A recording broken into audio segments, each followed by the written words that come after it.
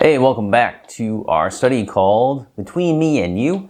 Today we're in Genesis 31, 45 through 54. This part of the study is called The Elements of the Covenant, and that's what we're going to be looking at today. There's the covenant between Jacob and Laban, and there's always different elements in a covenant. There's some typical ones that you find in the book of Genesis with the different elements, different parts of a covenant that people make. Things that they normally do. Now, some of them are based on culture or time of that the story is taking place. So things change. But here is a covenant that is being made between Jacob and Laban. So let's take a look at this here. Let's look at part 1, and that's the pillar. So Jacob agrees to enter into a covenant with Laban and begins the proceedings. So Jacob goes out, he finds a stone, and he sets it up as a pillar. Now, throughout the Bible, you find different visible signs of a covenant. We have things like sacrificing animals or giving of a sandal. God gave Abraham the sign of circumcision. All of these are visible signs and are meant to establish the seriousness and security of the covenant. So you have a sign, and that shows that the covenant is serious, and that is a witness, a sign of that covenant agreement that's been made. Remember that Jacob set up a pillar when God spoke to him at Bethel, and he made his vow. And so that was a visible sign confirming what God and Jacob had said. It's a witness. It's a witness both ways. And so Jacob set that up, saying, God, if you do this, this, and this, then you will be my God. And so he made that vow. If you do all these things, then I will follow you. And so he sets up the pillar as a reminder, as a witness of the covenant. It is the sign of the covenant. It is the covenant. It was meant to be a reminder if someone violated the agreement. You could go back and say, see, here is the witness against you. You could point to that visible sign and say, you have that sign, and now you violated the covenant. That witness, that sign is against you. And so you can prove that you are in the right. Not only does Jacob set up his stone, but he tells his kinsmen to gather stones and make a heap of stones as well. So they make this giant heap of stones, each person taking their own stone, until there was a heap of stones. So the heap would be a sign. It'd be like signing a contract. If you put your name to the contract, well, you put your stone on there saying, this is my stone of witness, okay? This is my stone. I'm putting it here with all the other stones, saying that I'm part of this agreement. So that's the first part. Now, part 2 is the name. Along with setting up the stones in that place, it's also given a ceremonial name. Again, when we went back to the idea of Jacob at Bethel, he names the place Bethel. He sets up the pillar, and then he names it. So that's that kind of covenant idea, that kind of making the vows between each other. So here, Jacob and Laban, they both name the place the heap of witness. So they're naming it after the big pile of rocks that they put. But Laban used the Aramaic, and then Jacob uses the Hebrew. Laban also named the place Mizpah, or watch post, saying, the Lord watch between you and me when we are out of one another's sight. This is very telling of Laban's view of Jacob, and shows that he fears retaliation. He wants God to watch him. And he's saying between us, God's got to watch us. And so part of it is, he doesn't want Jacob to come back against him, and he's promising not to go against there. So there is a kind of a two-way, but you think if you're setting this up yourself, Laban is trying to prevent Jacob from attacking him. And so, you have this kind of idea. Now, Laban invokes the name of God, calling God to keep an eye on both of them in the case they try to deceive each other again. Of course, Laban really wants God to keep an eye on Jacob, obviously. He's not so much doing it for himself, though it is part of it. That's all in there. He's saying, if I violate this, may God watch both of us when we're not in each other's presence. Now, you'd only say that. Why would you say that? You're going to say that if you don't trust the other person.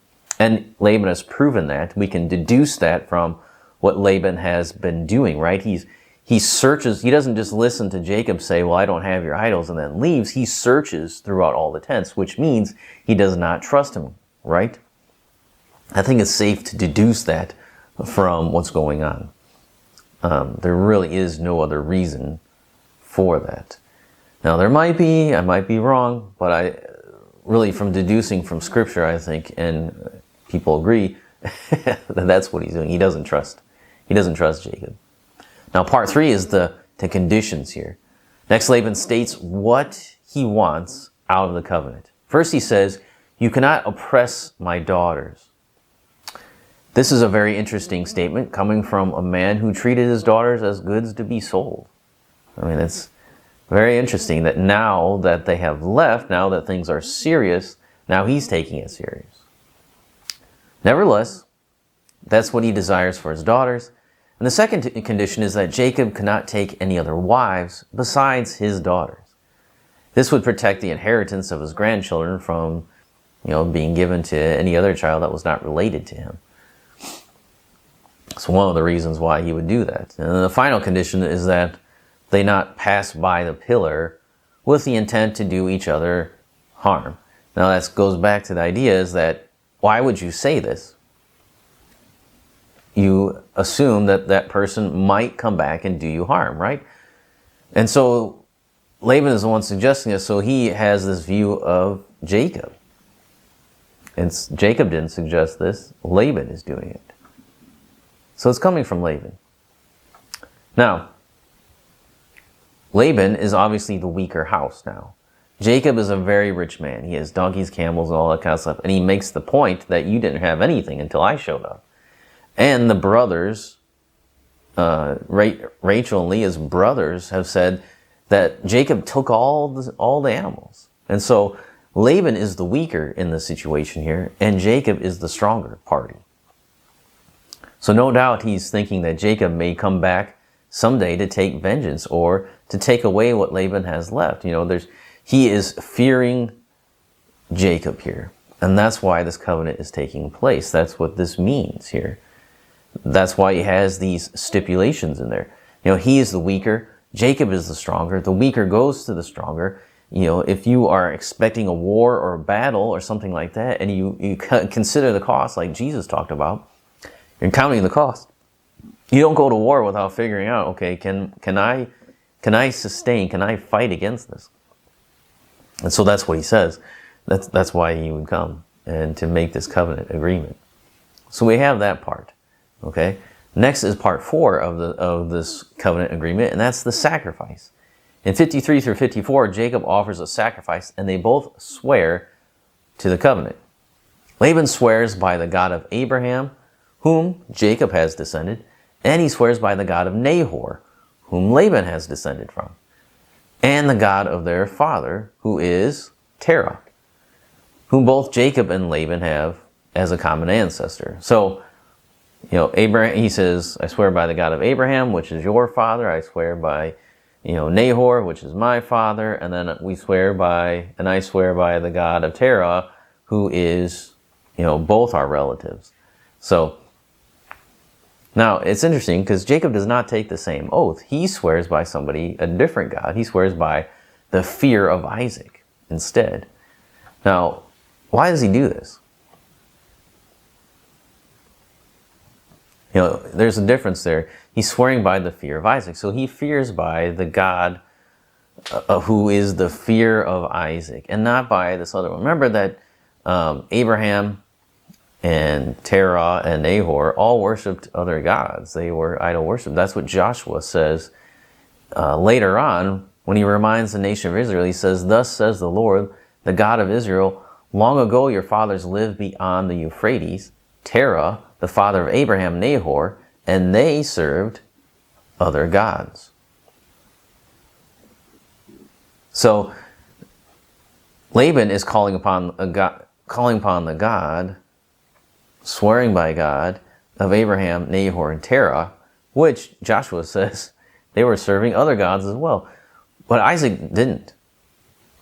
So it would seem that Joshua followed Jacob's example when he says, Now therefore fear the Lord and serve him in sincerity and in faithfulness. Put away the gods that your fathers served beyond the river and in Egypt, and serve the Lord. And so we hear Isaac chooses to swear an oath by the fear of Isaac. It seems like he doesn't swear by the same God. Yes, I swear by the God of Abraham, Nahor, and Terah. And he says, I swear by the God of Isaac. There's a difference there, and there's a reason why there's a difference. Is because I believe that's the difference. That, he was an idol worshiper. And, Isaac never was. So there's a big difference there. So he's establishing his oath on the fear of Isaac. All right, part 5. Then they have a meal. The last component of the covenant is a ceremonial meal. They're sitting down and the feasting together indicates the end of any strife between them. This is a meal of friendship. We have seen an example of this kind of meal before. If we go back to Genesis chapter 26, Isaac sat down and feasted with Abimelech after they had agreed not to have any hostility between them. Enemies don't sit down and feast together. This is a sign of, hostilities are done. We're not going to fight. We are friendly here. We have made this covenant, and we work things out, and we're friends. And so you feast together, eat together to show that that's the case. So that's the end of that part of the study about the covenant. Those are all the different parts of the covenant that Jacob and Laban had agreed to. And then next time we'll kind of finish looking at what's going on here, and we'll see Laban leave and think about who Laban is as he departs from our story.